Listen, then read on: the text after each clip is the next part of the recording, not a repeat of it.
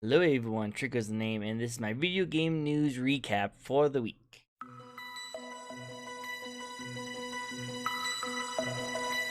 First thing I want to get started is the PS5 versus Xbox debate. It seems like now that everyone's kind of can get their hands on it, I know that there's a lot of people who really want to get their hands on it, can't. But at this moment, it seems like the people who can get their hands on it, I've already been putting out reviews for it, and they're pretty good on both sides. Even though this system launch was definitely rushed, in my opinion, definitely more like a beta system to a lot of people, the issues that have been happening on both sides of the system war have been actually pretty positive. There hasn't been really that many issues. There's some cases of like PlayStation's dying off and Xbox is dying off and everything like that, but nothing too crazy that's like the red ring of death that we've heard of so far. But again, there hasn't been that many actually released, and not many people is able to get their hands on them, so maybe we'll start seeing a little bit more of them as more get released and shipped out to people. I do know that there is an issue going on with the Xbox Series X disk drive not working out properly for a lot of their consoles, which kind of makes sense in my opinion, just because the original Xbox One didn't really need to have an Xbox like disk drive for their system, because it wasn't meant to have one. It was supposed to be a first digital only. You know how that came out. But I imagine that this system was kind of like the same thing. It was not supposed to have a disk drive and they added on to it. Maybe not really at the last minute, but it was just planned to be removable so they can release another Xbox Series X version without the disk drive if people are more interested in the digital versions. So maybe that's the reason why it's not working out properly. It's supposed to be easy to remove, while the PS5 has a side compartment, so it does not have to deal with it that much. Other than that, there's not really that much issues going on with them. There's some like heating issues and some loud noises coming from both systems every now and then, but nothing too crazy. It seems like it runs everything just fine. PlayStation's playing on the safe side and shutting down the SSD for it for a limited time, just so everyone can get like their bearings going for it. And the Xbox has like a vent on top where like people are trying to put like ping pong balls to make it float, but actually that was actually debunked. It's actually not true. Same thing with the vaping kind of situation. But yeah, the one thing I do want to point out is that apparently for Xbox, they said that they hit record numbers. This is the most Xbox's like first week launch that they have ever done in their entire lives, or entire existence of Xbox, which I'm not surprised. Not only there's more people playing Xboxes nowadays, and people who grew up with like Xboxes and they really enjoyed video games are now old enough to buy those systems, so there's definitely a lot more gamers for it. But it just seems like every single year it just gets more and more, because people are like, you know, increasing population, buying things, and gaming is bigger than it's ever been. So like, I'm not really that surprised with it. What I'm really surprised about is that the PlayStation only haven't said anything. Like, I would imagine they would be saying the same thing. Apparently they are selling quite a bit in Japan, which again makes a lot of sense, because that's where the region's like more located and they're able to ship out more in that region, while in the United States it's kind of harder to ship things in, which vice versa. Xbox actually has more home advantage because a lot of their factories is actually in local United States, so it kind of makes sense that home advantages, especially because of the coronavirus that's going on, they're able to like sell more in there as an neighbor and not have to worry about shipping to other places. So other than that, both systems doing pretty well. I'm hearing that the Xbox is selling a little bit more than the PS5 at the moment. But again, I don't really know all the numbers. PlayStation hasn't said anything really. But I will definitely say that most people who are buying the Xboxes are not really buying like games for it. They're just buying the Game Passes, which again makes sense. There's barely any exclusives for that kind of situation. And PS5 is just selling a whole bunch of games with them because of the exclusives. So again, it's up to you guys. What do you guys think? Do you think Xboxes should win the console war, mostly based on their backwards compatibility, or should PS5 win the console war because of the exclusivity? I personally am more of a PlayStation person, because I believe that exclusivity is what sells consoles. Backwards compatibility is really good and all, but it just is a temporary fix. You know, we play the old games back in the day for a little bit, and then you kind of get bored of it and move on. You want something new, which is what PlayStation is doing. So I don't know, what do you guys think? Are you guys more Xbox, or are you guys more PlayStation? You guys pick Xbox, PlayStation. You let me know in the comments below. Another thing I wanted to talk about is the nominees that was done for the Game Awards. Now, I never really been too into the Game Awards. I know for a fact, and most gamers know that all of it is paid off. You know, it's not the biggest, craziest thing that really goes on. It's just kind of like, hey, another sponsorship. Like, hey, this game got a Game of the Year. You should buy this game. So a lot of companies, especially like Sony, will definitely put a lot of money into this so that the games get revealed and like get praised so people can go into it. So to me, it's never been like truly like something to put your whole heart of it is. Like, a lot of my favorite games never got Game of the Year. I thought it was so awesome that Sekiro got Game of the Year, but really other than that, like nothing too crazy. But apparently there's a huge uproar for this Game of the Year because it seems like Last of Us Part 2 is actually hit majority of all the nominations in the listings for the Game Awards. So like to me, it just seems like a lot of people is hating on it because that game just didn't get well received. Which to me personally, I didn't like the game. Like it just wasn't my jam. Isn't like not just something I'm really interested in. I did like the first one a lot. I really enjoyed it, and then this one actually I just didn't like the narrative that they took and the characters they actually like had you play. I just didn't care too much about it, so I actually didn't really play much of that game at all.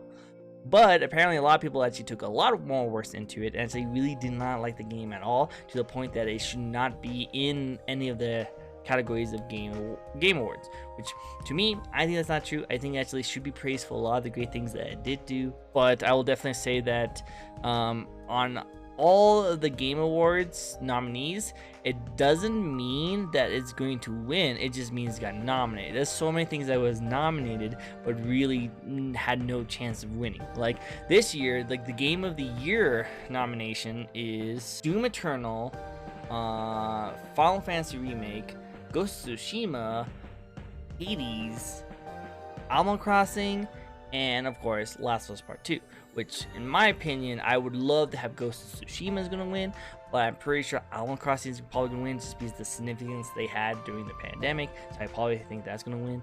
But like Hades, I don't think it should be on there. Like don't get me wrong, that game freaking amazing, awesome, great things, but I don't know, I just feel like there's other games that came out this year that probably deserves to be more in that spot. But again, I do like that they showed off that indie game, but I'm guessing they just had to do that so that it doesn't look very biased.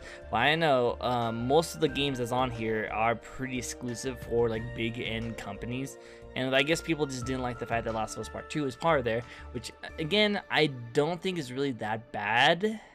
But I think the main reason why that a lot of these games seems repeating themselves is mostly because one, Sony is paying a lot of money to have the games on here, and two, there was not many great games that actually came out this year. Like don't get me wrong, there was a lot of games I really enjoyed. I actually am kind of bummed out that No Straight Roads actually did not get in any of the listings for nominees, which kind of makes me sad because I actually really love that game. It actually helped me get this channel feel a little bit bigger than it really is, and I really enjoyed that game a lot. But it's cool, it's fine, it doesn't really matter. I still enjoy the game, and it doesn't really need to be on a Game of the Year list to actually be worth it. But I don't know, what do you guys think? Do you think it's kind of bad that Last of Us Part 2 is on so many nominees? Or do you think it's just, you know, there's not many games out, so why not put it on a whole bunch of lists? And do you think it's actually a great game and it should be nominated for Game of the Year? You let me know in the comments below. I actually would be very interested in hearing what you guys say about it. In other news, Twitch is actually getting a lot of like flack with like their music, the DMCA kind of issues that they've been dealing with, and like they went on record saying that, hey, we're sorry that we can't like help like our people who pretty much made us who we are today. We want to, but we can't.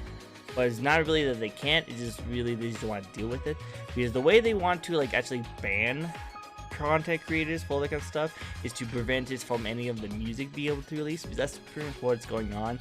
That if you play any kind of song and they clip it, they can mute it, and because of copyright strikes and things like that. And they even made it like a deal with someone that you can use their music, and like so you don't have to worry about it. But again, that's the purpose, because me personally, I like a specific kind of music, and I wouldn't want anyone else to like go over my music because of it. I think that's kind of lame, and it seems like Twitch is kind of going around it, not really helping out. What they should be doing is just trying to fight back for the content creators and trying to get like these music choices of these channels, which made Twitch what they are today, and trying to help them like fight for their independence and their creativity and their content creation. So I don't know, it just seems kind of weird for me. I'm not really affiliated with Twitch right now. I wish I was. It'd be kind of cool to become one day. I would love to just stream with you guys more often, and you know, it's a dream of mine to get paid to do this kind of stuff that I'm doing for you. One of the reasons why I'm doing YouTube and Twitch is because one day I would just like to do more things that I like to do, you know, and for you guys too. So if I'm able to do this more often, I'd be more than happy to do it for you guys. And getting paid to do it would just be a nice little bonus. I know there's a way that you can actually pay to become affiliated with Twitch, but I feel like there's no point doing that. I don't have that much subscribers on my Twitch account, so it'd be kind of weird to pay for them, and I don't get that many people watching me. I should just try to get it the old-fashioned way. With that said, I should be able to actually get more people and actually interested in watching my content. So I'm slowly building up. I've just started this year, so I'm not really as high as everyone else is. So yeah, if I just keep trucking in, I know that you guys will help me get to where I've always wanted to be, and you guys will be coming with me on this story. So I'm kind of excited about this. So it'd be kind of cool. But yeah, I'm probably not gonna pay for any of those kind of things. Really need to. And while I wait and try and just work on trying to get a following of people, it just seems like Twitch needs to get that stuff together. So hopefully that gets fixed soon.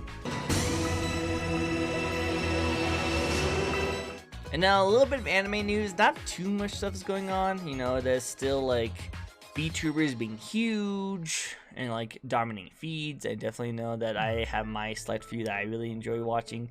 I'm still watching the anime that I'm watching right now, which again, I'm going to probably do like little synapse after the season ends and like let you guys know a brief summary of what I think of the anime, and maybe if you guys should watch it or not, you know, maybe like pass or, you know, like pass or go for it or something. Maybe I'll think of some kind of thing for you guys to check it out, so you guys be interested if you guys want to see it or not.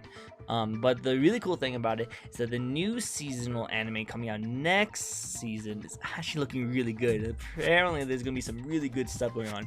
One of the fun ones I'm actually looking forward to actually quite a bit is gonna be the Love is War. Kaguya-sama is gonna be getting another season with an OVA, which is great. I've been actually reading up on the manga, and if they're gonna cover the things I'm reading in the manga, oh my god, you guys are gonna be in for a treat, because this is probably gonna be the best romance anime that has come out in recent years if they cover the things that I'm reading right now. So I'm actually super looking forward to that. Other than that, there's going to be like quintuplets, this anime right here. I can't pronounce it, but this is actually getting another season with it. I'm actually super looking forward to, because I actually really enjoy it, you know. So I'm looking for that game. I can't pronounce the names. Do save my life. Other than that, there's some other great animes coming out. I'll probably do like a synapse for like what I think of what I'm gonna watch this upcoming season. Probably break it down after I do my breakdown of my last season of anime, so I'll let you know which ones I'm probably watching. But Kaguya-sama, the still can't say that anime. Just gonna point at that anime whenever I need to say it. And then also probably the new reincarnation as a slime. Like, that one's a really good one too. I'm actually looking forward to that one. If there's anime you guys want me to see next season and you really want me to see so I can get an opinion on it, definitely let me know in the comments below. I'll definitely read it for you guys. I'll definitely watch it for you guys, and yeah, I'll let you know what I think of it. I'm always down for watching new anime, as long as, you know, not like weird anime. Don't make me watch weird anime. Yeah, I'll do it, but please no. And that'll be it for me today. Yeah, I just wanted to wrap it up, just talk about a couple things. If you guys are interested in anything that I'm talking about, let me know, either by seeing me or just comments down below. I actually would be super interested in getting a conversation with you guys about some of the cool things that happen, either with the PS5 and the Xboxes, the Twitch affiliation, anime that's kind of interesting that's coming off and anything like that, or anything else that I missed out that you might be interested in. I would be totally down to actually go into that kind of stuff for you guys. But yeah, until then, until next week, probably, you'll definitely see me and I'll be doing the same thing. So yeah, like this video if you are interested.